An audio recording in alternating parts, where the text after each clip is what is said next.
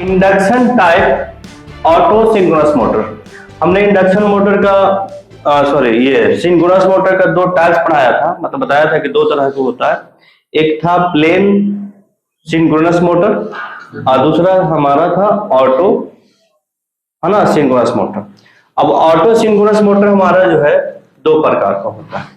देखिए, इससे पहले जो मोटर हमने पढ़ाया, सुनिएगा ध्यान से, इंडक्शन ये प्लेन में, तो प्लेन में क्या किया कि प्राइम मूवर प्रयोग करते थे, है ना, जिससे हमें पहले मोटर को यांत्रिक ऊर्जा देना पड़ता था।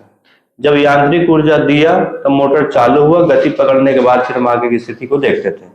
लेकिन इस मोटर में थोड़ा सा परिवर्तन करके हमने जो है इस मोटर को ऑटो बनाया, मतलब हमें पहले यांत्रिक ऊर्जा देने की आवश्यकता नहीं है। अब जैसे आप देखते ही होंगे कई तरह के जनरेटर होता है, जो हमारे शादी ब्याह में जो जनरेटर इंजन आता है उसको हैंडल द्वारा चालू किया जाता है, पहले उसको यांत्रिक ऊर्जा देते हैं।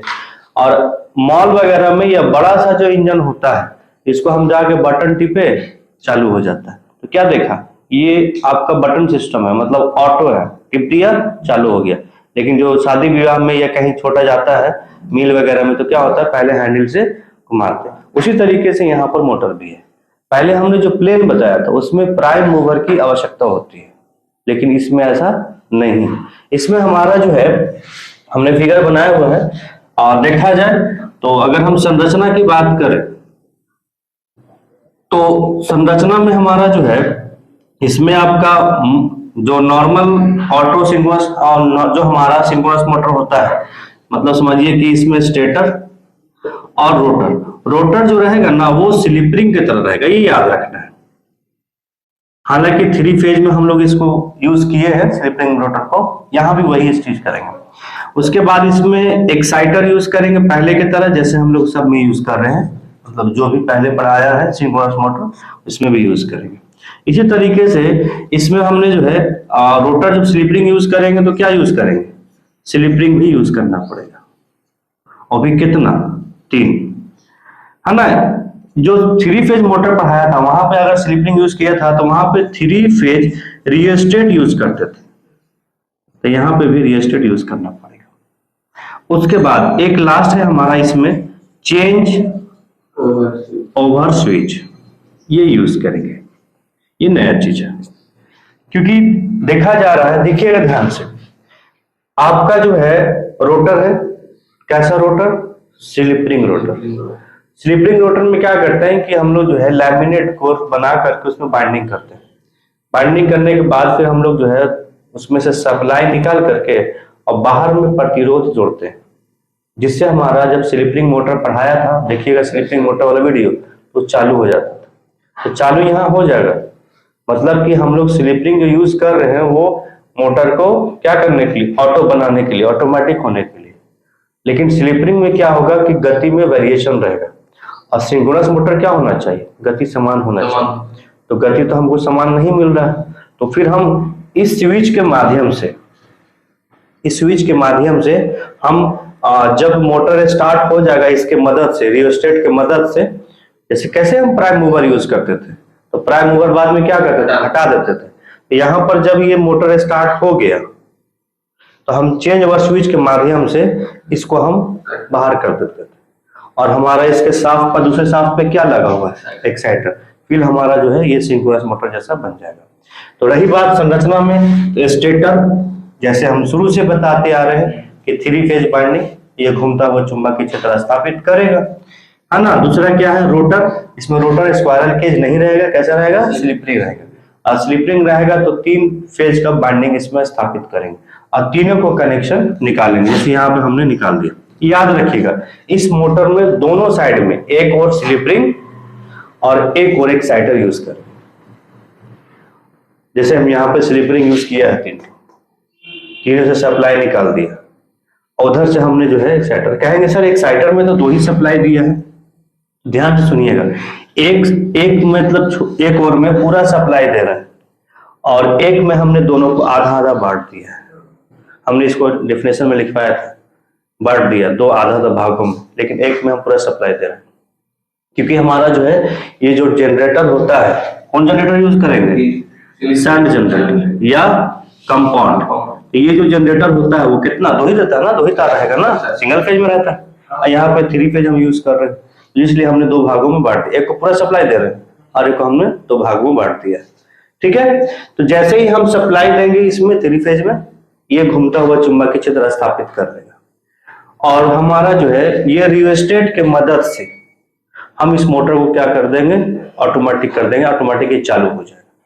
चालू होगा लेकिन गति में क्या रहेगा, वेरिएशन रहेगा, कम बेसी रहेगा। हम चाहते हैं कि यह मोटर क्या करे, सिंक्रोनस बने, मतलब जो इसका चुंबकीय क्षेत्र घूम रहा था ना वो उस गति पर, मैग्नेटिक फील्ड के गति पर यह मोटर घूमे। तो हम चेंज ओवर स्विच से हम इसको डिस्कनेक्ट कर देते हैं, इसको इस वाले को कनेक्ट कर देंगे। जब ये घूमने लगेगा तो ये भी धारा देने लगेगा, धारा देगा तो इसी रिंग के माध्यम से क्या हो जाएगा, सप्लाई चला जाएगा, सप्लाई जाएगा तो इसमें हमारा इस ये जो है इसके वजह से यह मोटर में चुंबकीय क्षेत्र स्थापित करता रहेगा और ये पहले से बना रहा है, दोनों की मदद से हम कहेंगे कि ये एक अपना सिंक्रोनस स्पीड से मोटर घूमता रहेगा। ठीक है, ज्यादा कुछ इसमें नया चीज नहीं है, ये सब चीज के बारे में आप पढ़ चुके हो, बस खाली देखना है। इसीलिए हमने कहा था कि पहले आप 3 फेज पढ़िए, अल्टरनेटर पढ़िए, सिंगल फेज पढ़िए, जब सारा मोटर पढ़ लेंगे उसके बाद आप सिंक्रोनस पढ़िए। हालांकि सारे मोटर सिंक्रोनस मोटर, सबसे ज्यादा क्वेश्चन अगर जनरेट करेगा तो सिंक्रोनस से करेगा।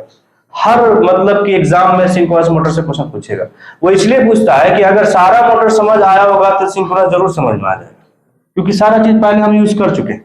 सर ये रियोस्टेट क्या है, स्लिपिंग क्या है, एक्साइटर क्या है, रोटर क्या है, सब कुछ नहीं पढ़ चुके हैं, पढ़ चुके हैं।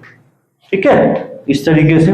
फिर इसके अलावा एक और मोटर है ना, सिंक्रोनस मोटर के, ये तो हमारा इंडक्शन टाइप था। अगला एक सैलिएंट पोल है, उसको हम लोग डिस्कशन कर लेते हैं। क्लियर, यहाँ पे स्टॉप करते हैं। तो ये बताया कि इस मोटर में खूबी क्या है, विशेषता क्या है।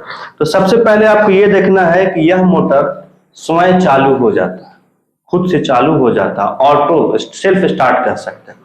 दूसरा चीज ये हम कह सकते हैं कि ये सेल्फ चालू हो जाता है, इसमें प्राइम मूवर की आवश्यकता नहीं है।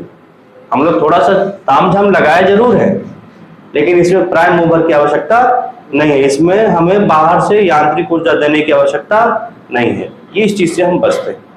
अब रही बात कि सर ये जब हम मोटर को प्राइम मूवर देने लगे तो इसमें क्या हमारा जो है स्टार्टिंग टॉर्क पैदा होगा, तो बोलिएगा इससे पहले जो मोटर पढ़े हैं उससे ज्यादा इसमें स्टार्टिंग टॉर्क रहेगा। उसमें तो था ही नहीं, शून्य था, इसमें लेकिन स्टार्टिंग टॉर्क रहेगा। ये जो है स्टार्टिंग टॉर्क रहने के कारण इसको लोड देकर चालू किया जा सकता है, मतलब पहले हम लोड देंगे तब चालू कर सकते हैं। उसमें इससे पहले वाला मोटर जो पढ़ाया था प्लेन में, उसमें लोड देके हम लोग चालू नहीं करते थे। जब लोड देते थे उसमें तो हमारा क्या होता था, रोटर कंपन करने लगता था, जिससे एक बीमारी पैदा होता था। उस वाले में, इसमें प्लेन में कौन सा बीमारी था, हंटिंग। इसमें ऐसा नहीं है, लोड देकर स्टार्ट कर सकते थे। इस मोटर का प्रयोग वैसे जगह पे प्रयोग कर सकते हैं, ये बड़ा साइज का भी होता है, जैसे यूनिवर्सल बड़ा है ना, बड़ा बड़ा मोटर, उसी तरीके से ये भी होता है। क्योंकि इतना झमेला, जाहिर से बात आप लगा रहे हो उस पे जनरेटर तो बड़ा ही बनता है। ठीक है, अगर इसको छोटा बनाओगे तो हम लोग डायरेक्ट इसे कनेक्ट कर देते हैं। अगर चाहते हैं ना कि सर बताइए कि इस मोटर को छोटा साइज का बनाना है, तो हम एक्साइटर को डायरेक्ट कनेक्ट कर देते हैं, डायरेक्ट छोटा साइज के बनाने के लिए। लेकिन ये मोटर अक्सर ज्यादा क्या होता है, बड़ा साइज के बनता है। ये वैसे जगह पे प्रयोग किया जाता है जहां पर लोड दे करके चालू कर सकते हैं, जैसे सीमेंट का इंडस्ट्री में मोटर का प्रयोग होगा, वहां पे यूज करते हैं। पेपर मिल, जहां पर पेपर बनता है ना, एक पेपर छपता है, उसको प्रिंटिंग मशीन में होता है, एक पेपर बनता है, तो वहां पर हमारा जो है इसको प्रयोग करते हैं। साथ साथ में आपका जो है रोलिंग मशीन, रोलिंग समझते हैं ना, जहां पर रोल बनता है या कपड़ा बनता है कॉटन वाला, उस जगह पे सब मोटर को हम प्रयोग करते हैं। लेकिन इससे पहले वाला जो हमारा मोटर था वो कहाँ यूज करते थे, प्रिंटिंग में यूज करते थे। फिर हमारा जो है वोल्टेज को मेंटेन करने के लिए बूस्टर के फॉर्म में, या हम कहेंगे पावर फैक्टर को सुधार करने के लिए यूज करते थे, कंप्रेशन में यूज करते। याद रखिएगा कि कौन सा मोटर कहाँ पे स्टार्ट होता है। हाँ, इस मोटर में नया खूबी क्या है, ये सेल्फ स्टार्ट हो सकता है। क्लियर हो गया, चलिए। हाय सतीश।